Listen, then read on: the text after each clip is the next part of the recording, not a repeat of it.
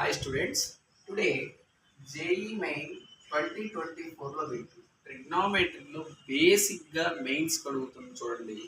Nature మనకి 3 into sine of alpha plus beta is equals to 2 into sine of alpha minus beta. So ఫస్ట్గా 3 ఇచ్చినటువంటిది 3 sin of alpha plus beta is equals to 2 into sin of alpha minus beta. So ఇక్కడ మనకి observe చేస్తే 2 multiply sine of alpha minus beta.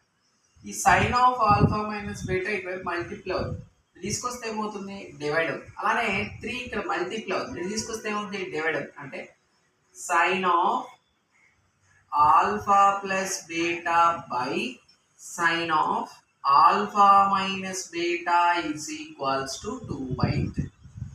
So దీన్ని ఇలా ఉంచండి, దీంతో మనకి use ఉంది, దీన్ని అలా ఉంచండి.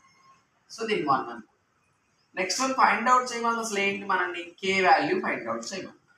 అంటే మనకి ఇచ్చిందంటే relation tan alpha is equals to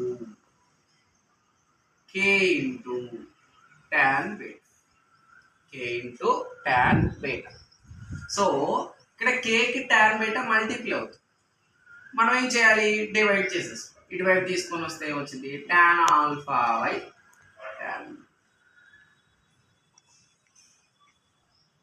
ఇక్కడ దాకా వచ్చింది, కానీ మనకు కావాల్సింది కే వాల్యూ, కానీ యూజ్ చేసుకోవాల్సింది sine of alpha plus beta by sine of alpha minus beta. ఇది ఎలా అంటే ఇప్పుడు మనకి ఒక రూల్ వాడుకోవచ్చు, compound and dividend rule. Compound and dividend rule వాడాలి.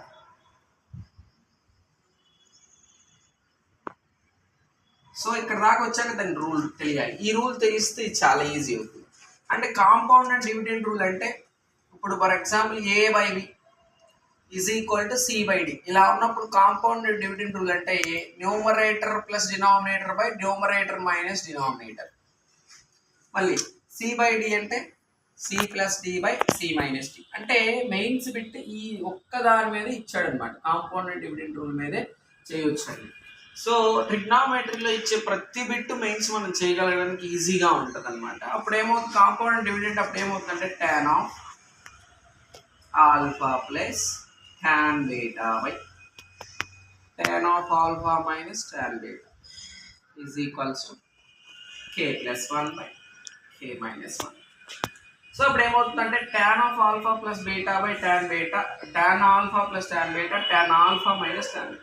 tan alpha plus tan beta అనేది ఏమవుతుందంటే సింప్లిఫై చేస్తే మనకి సైన్ ఆఫ్ ఆల్ఫా ప్లస్ బీటాగా అవుతుంది.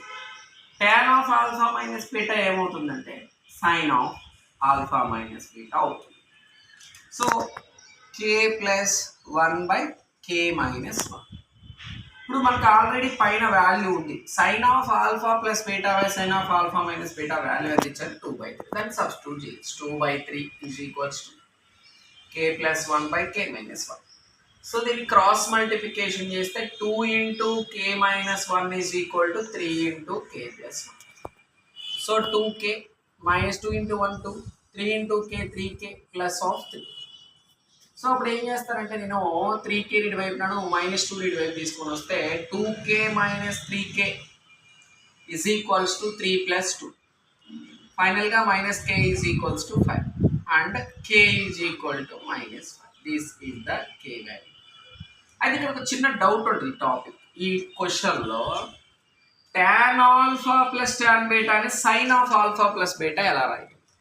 ఫర్ ఎగ్జాంపుల్ సింప్లిఫికేషన్ చూడండి, tan of alpha plus tan beta simplify చేస్తే tan ఆల్ఫాని ఏమని రాయొచ్చు sine alpha by cos alpha రాయొచ్చు, tan బీటాని ఏమని రాయొచ్చు sine beta by cos beta రాయొచ్చు. ఇక్కడ ఎల్సిఎం ఏమవుతుంది cos alpha into cos beta అవుతుంది.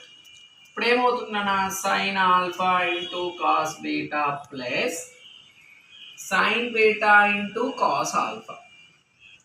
సో న్యూమరేటర్ పార్ట్ వరకు చూసుకుంటే sine A cos B plus cos A sine B అంటే ఫార్ములా వచ్చిందంటే sine of alpha plus beta by cos alpha into cos beta వస్తుంది. ఇదే విధంగా tan of alpha minus tan బీటాకి ఏమొస్తుందంటే sine of alpha minus beta by cos alpha into cos beta వస్తుంది.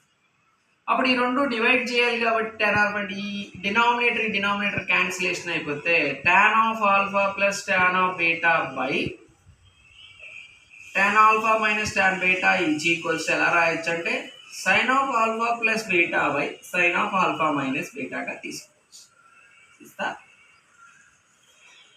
Thank you.